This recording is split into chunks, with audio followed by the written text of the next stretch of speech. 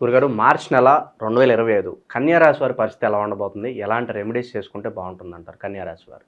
2025 సంవత్సరం మార్చి నెల కన్యారాశి వాళ్ళకు శుభాశుభ మిశ్రమంగా ఉందని చెప్పొచ్చు. ఎందుకంటే రాశిలోనే కేతు ఉన్నాడు. రాశిని దశమ స్థానం నుంచి అంగారకుడు చూస్తున్నాడు. అదేవిధంగా ఆ రాశికి ఇన్ని రోజులు దిగ్బలంలో ఉన్నటువంటి శనిగ్రహము ఈ నెలలోనే సప్తమంలోకి వెళ్తున్నాడు. అదేవిధంగా ఈ రాశికి యోగకారకుడైనటువంటి బుధుడు కూడా సప్తమంలోకి వెళ్తున్నాడు, శుక్రుడు వెళ్తున్నాడు. ఇక్కడ పంచగ్రహ కూటమి ఈ మాసాంతానికి ఈ రాశి వాళ్ళకి ఏర్పడుతుంది. శుభ అశుభ మిశ్రమంగా ఉంటుంది. కానీ కొన్ని రకాల టెన్షన్లు తప్పవు. ఎందుకంటే రాశిలో కేతు అంటే తలలేని గ్రహము.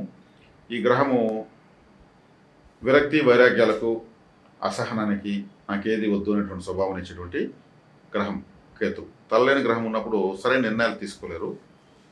కన్య అంటే ఒక పెండ్లి కాని యువతి, అంటే పరిపక్వతకు అపరిపక్వతకు మధ్యలో ఉన్నటువంటి వయసులో ఉన్నటువంటి కన్య. కాబట్టి ఇక్కడ వచ్చి మళ్ళీ తలలేని గ్రహం ఉంది. సరైన నిర్ణయాలు చేయలేకపోతారు. హెయిర్ ఫాలింగ్ ఉండొచ్చు, హెడ్ఏక్ ఉండొచ్చు ఈ కేతు మారే వరకు. టెన్షన్ కారకుడైనటువంటి అంగారకుడు ఈ లగ్నాన్ని, ఈ రాశిని 10వ స్థానం చూస్తున్నాడు. ఖచ్చితంగా అయిపోవాలి, జరిగిపోవాలి, అనుకున్నట్టు అయిపోవాలి, వేగంగా అయిపోవాలి, తొందరపాటుతనము ఉండేందుకు అవకాశం ఉంటుంది. కానీ బుధుడు రాష్ట్రాధిపతిగా 9వ తారీఖు నుంచి సప్తమంలోకి వెళ్ళి చూసి కాస్త పరిస్థితులు నియంత్రిస్తున్నాడు. శుక్రగ్రహం ఆల్రెడీ ఉంది, ఎక్కడ సప్తమ స్థానంలో ఉంది. రాహు అనుకూలుడే, కానీ తను సంపూర్ణ శుభ ఫలితాన్ని సప్తమ స్థానంలో ఇవ్వలేడు. కాబట్టి ఇక్కడ గురుగ్రహాన్ని తీసుకుంటే భాగ్యస్థానంలో ఉంది. గురువు ఈ రాశికి బాధకాధిపతి. బాధకాధిపతికి బలం పెరిగి ప్రయోజనం లేదు. కాబట్టి శుభ అశుభ మిశ్రమంగా ఉంది. అంటే శుభగ్రహాలు అనుకూలంగా ఉన్నాయి, అశుభ గ్రహాలు కూడా అంతే బలంగా ఉన్నాయి. వాళ్ళు ఒక సై అంటే వీళ్ళు సై అంటున్నారు. ఇక్కడ వచ్చే ఫలితాలు 50-50 అని చెప్పచ్చు. కొన్ని మంచి, కొంత చెడు. రెండు ఈ నెల ఇలా ఉంటుంది. ఇలా ఉంటుంది. దీనికి వరి కావాల్సిన అవసరం ఏం లేదు. వీళ్ళు చక్కగా దేవతారాధన చేసుకోగలిగితే అశుభం తగ్గి శుభం పెరుగుతాయి అవకాశం ఉంది. సో శుభకార్యం జరగటానికి, పెళ్ళిళ్ళు కావచ్చు, గృహప్రవేశాలు కావచ్చు, ఇవన్నీ జరగటానికి ఏదన్నా ఆస్కారాలు కనిపిస్తున్నారు? గృహప్రవేశము అంటే చతుర్థాధిపతి అయినటువంటి గురువు గృహస్థానాధికి అధిపతి భాగ్యంలో ఉన్నాడు. భాగ్యంలో ఉంటూ వృషభ రాశి అధిపతి సప్తమం ఉన్నాడు. ఈ గృహప్రవేశాలు ఇవన్నీ కూడా చేసుకోవచ్చు. ఎందుకంటే శుక్రుడు ఉచ్చస్థితి పట్టాడు సప్తమ స్థానంలో. ఉచ్చస్థితి పట్టినప్పుడు శుక్రుడు మొట్టమొదటి రాజకారకుడు శుక్రుడే ఈ కన్యారాశి. భాగ్యాధిపతి అయినాడు కాబట్టి, కుటుంబ స్థానాధిపతి అయినాడు కాబట్టి, కుటుంబము అన్నా గృహం అన్నా దగ్గర ఫలితాలు ఇస్తాయి. కాబట్టి వాటికి అవకాశాలు ఉన్నాయి. చక్కగా వీళ్ళు మంచి ముహూర్తం వీళ్ళు చూసుకొని చేసుకోవచ్చు, ప్రారంభించుకోవచ్చు. ఇక ఆర్థిక స్థితిగతులు ఎలా ఉండబోతున్నాయి? మనీ ఫ్లో, ఇదే కదా మనకి ఇంపార్టెంట్. మనీ ఫ్లో బాగానే ఉందని చెప్పచ్చు. మనీ ఫ్లో ఎందుకు బాగుంటుంది? ద్వితీయాధిపతి ఉచ్చస్థితికి వచ్చాడు. అంటే ద్వితీయాధిపతి అంటే ధనాధిపతి అని అర్థం. ధనాధిపతి ఉచ్చస్థితికి వచ్చినప్పుడు రాహుతో కలుస్తున్నాడు. రాహు కూడా యాంప్లిఫైయింగ్ ప్లానెట్. ఈ ద్వితీయ స్థానం నక్షత్రాధిపతి రాహు. స్వాతి నక్షత్రం ద్వితీయ స్థానంలో 4 పాదాలతో ఉంటుంది.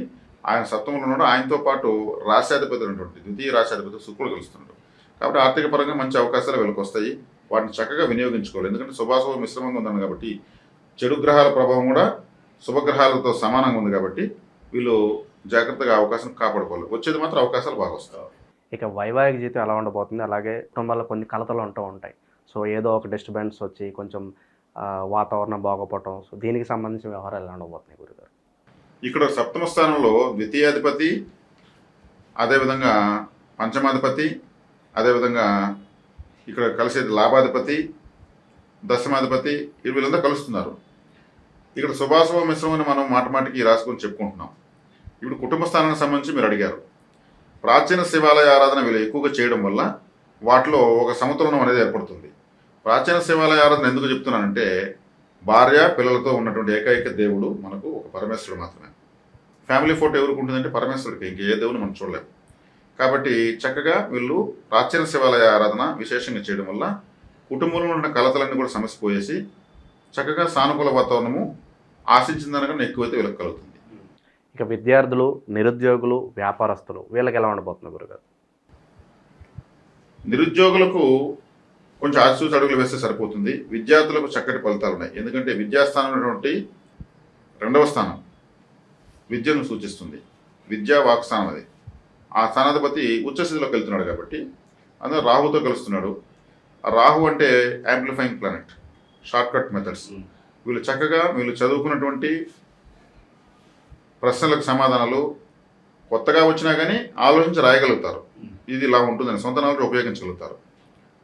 ఆ విషయంలో తీసుకుంటే మాత్రం వీళ్ళకు విద్యార్థులు ఆశించిన ఫలితాన్ని చక్కగా పొందొచ్చు. ఎందుకంటే గ్రహ పరిస్థితులు కూడా నేను అందుకు వివరిస్తున్నా. గ్రహ పరిస్థితి విద్యాస్థానాధిపతి అయినటువంటి శుక్రుడు ఉచ్చస్థితి పొందడమే దానికి కారణం. పోటీ పరీక్షల్లో కూడా అంగారకుడు లగ్నం చూస్తాడు. వీళ్ళు ముందుకు ఉద్యుక్తులై మరి ఫలితాన్ని సాధిస్తారు. ఇక వ్యాపారస్తుల పరిస్థితి ఏంటంటారు మరి? వ్యాపారస్తులు పెట్టుబడుల విషయంలో కొంచెం జాగ్రత్తగా ఉండాలి. ఎవరిని నమ్మి భాగస్వాములుగా చేర్చుకోకూడదు. స్వతహాగా వీళ్ళు పోతే ₹1000 పోతే పోతుంది, ఇంకొకరు నమ్మి పోతే అది డైజెస్ట్ చేసుకోవాలి. ఇంట్లో సమాధానం చెప్పాల్సి వస్తుంది.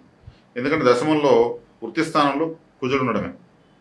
కుజుడు వీళ్ళకి పరమ పాపి కాబట్టి లగ్నాన్ని చూస్తున్నాడు.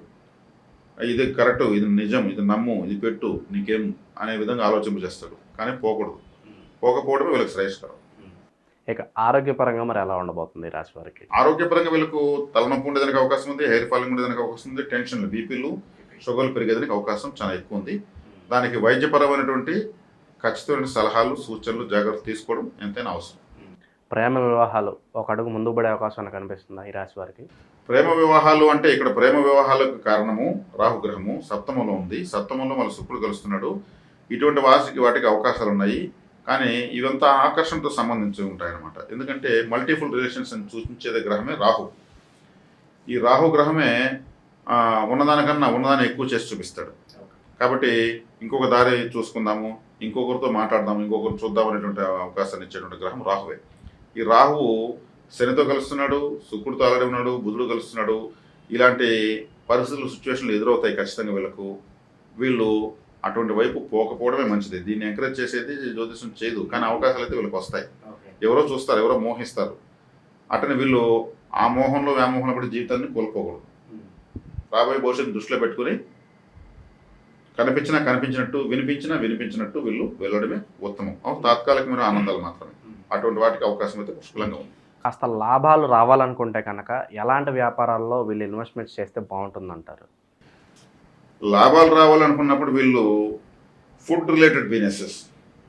ఎందుకంటే ఆకలి అనేది భూమి పుట్టిన మొదలుకొని ఉంది, భూమి ఉన్నంత వరకు ఉంటుంది. ఈ ఫుడ్కి కారకుడు చంద్రుడు, రాహు. చంద్రుడు రైసు, విపరీత ఆకలికి కారణము రాహు. కాబట్టి వీళ్ళు ఫుడ్ రిలేటెడ్ ఏమైనా చేయొచ్చు. అంటే ఇవన్నీ ఫ్రాంచైజీ మోడ్ వస్తుంది. టీ షాపులు కానీ, టిఫిన్ షాపులు కానీ అన్నీ కూడా ఫ్రాంచైజీ మోడ్లో కార్పొరేట్ లెవెల్లో డిజైన్ చేసి వస్తున్నాయి. జనాలు కూడా చక్కగా ఆదరిస్తున్నారు. కాబట్టి రాహు సప్తమంలో ఉన్నాడు. సప్తమంలో రాహుతో పాటు అన్ని గ్రహాలు కలుస్తున్నాయి కాబట్టి ఫుడ్ రిలేటెడ్ బిజినెస్లో వీళ్ళు పెట్టుబడులు పెడితే మంచి లాభాలు సాధిస్తారు. ద్వితీయాధిపతి కూడా రాహువే అవుతాడు, శుక్రుడు రాహు. వీళ్ళిద్దరు కూడా కలుస్తున్నారు కాబట్టి ద్వితీయ ఏమిటంటే మన నోరు, మన తినే తిండి. కాబట్టి దీనికి సంబంధించిన కారక గ్రహాలు ఒకటి అవుతున్నాయి కాబట్టి, రాశిని చూస్తున్నాయి కాబట్టి నోటి ద్వారా కడుపులోకి వెళ్ళే ఏ వ్యాపారమైనా, ఫుడ్, మెడికల్స్ ఏదైనా చేయొచ్చు. ఇంకా మెరుగైన ఫలితాలు పొందడానికి ఈ రాశి వారికి మంచి రెమెడీస్ ఏదైనా ఉంటే తెలియజేయండి గురుగారు. దుర్గాదేవి ఆరాధన విశేషమైన ఫలితాన్ని ఇస్తుంది. అదేవిధంగా వీళ్ళకు ఇక బుధుడు, శుక్రుడు, శని వీళ్ళంతా వెళ్తున్నారు కాబట్టి ప్రాచీన శివాలయ ఆరాధన మీకు చెప్పాను ఆల్రెడీ. ప్రాచీన శివాలయ ఆరాధన, దుర్గాదేవి ఆరాధన, ఈ రెండు సరిపోతాయి. చక్కగా చేసుకోవాలి. ఏదన్నా దానాలు చేయాలనుకుంటే ఏదన్నా సజెస్ట్ చేస్తారా ఈ రాశి వాళ్ళకి? దానాలు చేయాలనుకుంటే వీళ్ళకు ఇప్పుడు వచ్చేది వేసవి మాసం యొక్క ప్రభావాలు, వేసవి కాలం యొక్క ప్రభావాలు ప్రారంభమవుతున్నాయి. చలివేంద్రాలు పెట్టచ్చు. మంచి కూడలలో రోజు ఒక 4 వాటర్ క్యాన్లు వీళ్ళు కాదనుకొని పెట్టారంటే ఖర్చు అయితే కూడా అవుతుంది, మంచి ఫలితాలు వస్తాయి. ఈ చలివేంద్రాలు పెట్టడం వల్ల అది నోటి ద్వారా కడుపులోకి వెళ్ళిన వ్యాపారం చెప్పారు కదా, అదే జలాన్ని వీళ్ళు దానం చేయడం వల్ల చాలా దోషాలు తగ్గి శుభ ఫలితాలు అధికంగా వీళ్ళకు పెరుగుతాయి.